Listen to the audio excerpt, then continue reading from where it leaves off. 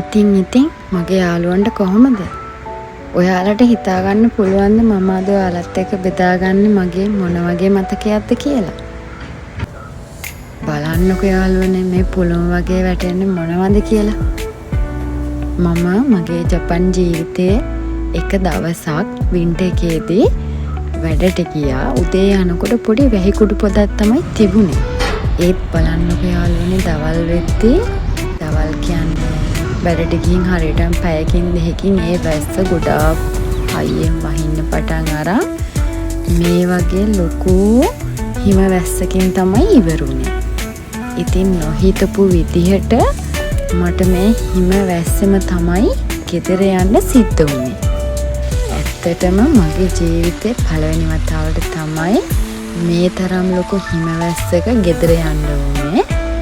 ඒකත් ගෙදරින් එනකොට තිබුණේ චූටි කුඩු පොතක් හස්බන්ඩ් මාව ගෙනල්ලා දැම්ම වැඩටත්. නමුත් එක යන්න යට එන්න බැරි වුණා. පේනවනේ වලට ලොකු වාහන ට්‍රැෆික් එකක් තියෙනවා. දන්නවද යාළුවනේ මේ තියෙන්නේ සකුරා මල්යායක්.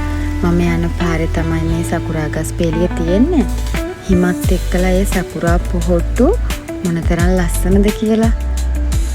ඇත්තම කිව්වොත් හිමට යාළුවනේ නිකන් සපත්තු දාන්න බෑ. හිමට දාන වෙනම සපත්තු තියෙනවා. නමුත් මම වගේම එළියට බහැපු එදා දවසේ හැමෝටම මේ හිමේ ලිස්ස තමයි එයාලගේ ගමනාන්තය දක්වා යන්න සිද්ධ වුණේ. මමත් ඉතින් මේ සීතල විඳින ගමන් හරිම අමාරුවෙන් හිමින් ඇවිදගෙන ගෙදරට ආවා.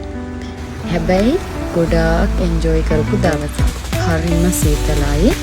පුදුම තරම් ලොකු හිම කෑලි තමයි වැටුනේ. පුදුම සීතලක්. හැබැයි පුදුම විදිහට මම මේ සීතල විඳ දවසක් කිව්වොත් හරි.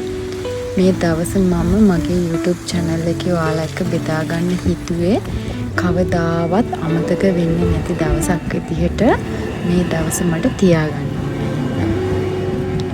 හිම කොච්චර හයියෙන් වැටුණත් ට්‍රේන් එක නවත්තලා තිබ්බේ නෑ. ඒත් මේ හිම ගොඩාක් එක දිගටම අඩි 4-5ක් වැටුණොත් එහෙම ට්‍රේන් එහෙමත් නවත්තනවා. ඔයාලට ඇහෙනවද? මම මේ වීඩියෝස් වල හිම වැටෙන සද්ද පවා ඇහෙන්න ඔයාලට සැලැස්සුවා. හිම වැටෙන දවසට යාළුවනේ හරිම නිහඬයි පරිසරයම. හිම වැටෙන සද්දේ විතරයි ඇහෙන්න තියෙන්නේ. අඩුතරමේ සත්තුත් එළියට බහැලා නැහැ. කුරුල්ලෝන්ගේ කිචිපිචි සද්දයක් නැහැ.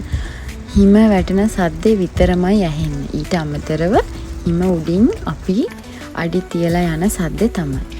ගෙදර ඇවිල්ලා මේ ජනේලෙන් එළිය බලනකොට මට දකින්න තිබුණු view එක තමයි මම මේ ඔයාලත් එක්ක බෙදාගන්නේ.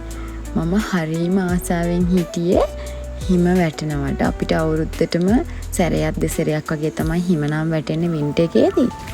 ඉතින් මේ හිම තදින්ම වැටිච්ච දවසේ එළිය පැයක් විතර මම එළිය ගෙදර ආවා. පැයකමාරක් දෙකක් විතර ගෙදර ආවා. ඒ තරමට ඉන්න බැරි තරම් හිම වැටෙනවා. ලිස්සනවත් එක්ක පාර ගොඩාක් එන්ජොයි කරා. හැබැයි මම ගෙදර ආවට පස්සේ පැංචටත් ඒ දවස හොඳට එන්ජොයි කරන්න ඉඩ දුන්නා. හස්බන්ඩ් නම් කිව්වා එළියටවත් බහින්න එපා කියලා. ඒත් හැමදාම හිම වැටෙන්නෙත් නෑනේ. ඒ හින්දා මම පැංචත් එක්කලා පැංචට හොඳට අඳවගෙන එළියට බැහැලා ඒ මොහොත එන්ජොයි කරන්න ඉඩ සැලැස්සුවා. අපි දෙන්න හිම බෝල වලින් හිම බබෙක් එහෙමත් හැදුවා. මේ ලස්සන මතකය අද වගේ දවසක විඳිනකොට බලනකොට පුදුම සතුටක් තමයි හිතට දැනෙන්නේ. ඔයාලට හම්බෙන දවස් හරිම සතුටින් විඳින්න. ඒ දවස්වල අඩුපාඩු හොයන්න යන්නේ නැතුව ඒ දවස කොච්චර මට වටිනවද මොනතරම් ලොකු තෑග්ගක්ද වගේ හැඟීමකින් හිතන ගමන් ඔයාලගේ දවස එන්ජොයි කරන්න. එහෙනම් ඉතින් ආයෙත් දවසක හමු වෙනකන් ගිහින් එන්නම්. හැමෝටම ගොඩක් ස්තුතියි. ආයෙත් මම ස්තුති කරනවා මේ වෙනකොට එකතු වෙලා ඉන්න අලුත් යාළුවෝ හැමෝටම. ඔයාලා හැමෝටම ගොඩාක් ස්තුතියි.